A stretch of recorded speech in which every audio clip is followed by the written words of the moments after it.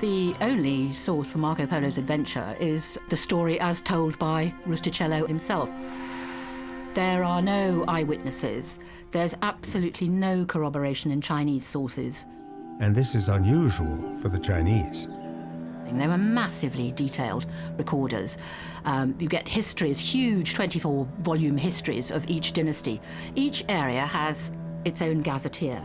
Now, in many Polo editions, it says that Marco Polo was a governor of Yangzhou, which is a pretty little town in sort of central southern China, for 3 years. And so all experts have rushed to the Yangzhou gazetteers and looked desperately for a governor called Marco Polo. As curator of Chinese manuscripts at the British Library, Francis Wood has searched the texts extensively.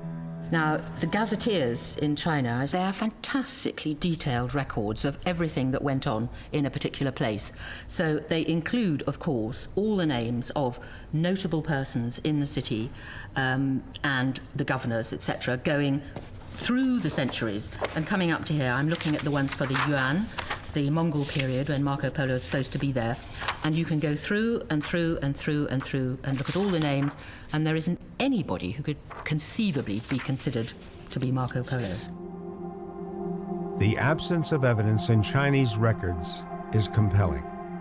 There is a gap there in the Chinese documentary evidence that is quite difficult, I think, in some ways to argue away, because it would be unlikely somebody who occupied a position as important as Polo wouldn't be recorded in some shape or form in the really quite complex Chinese record system.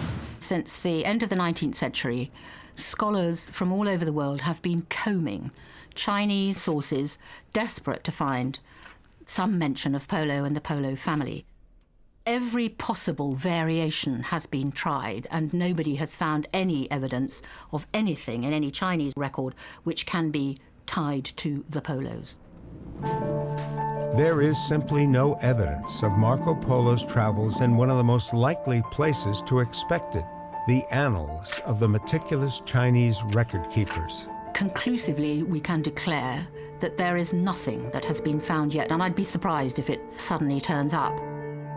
I would say that there's a great deal of mystery surrounding why there's no trace of the Polos exists in China.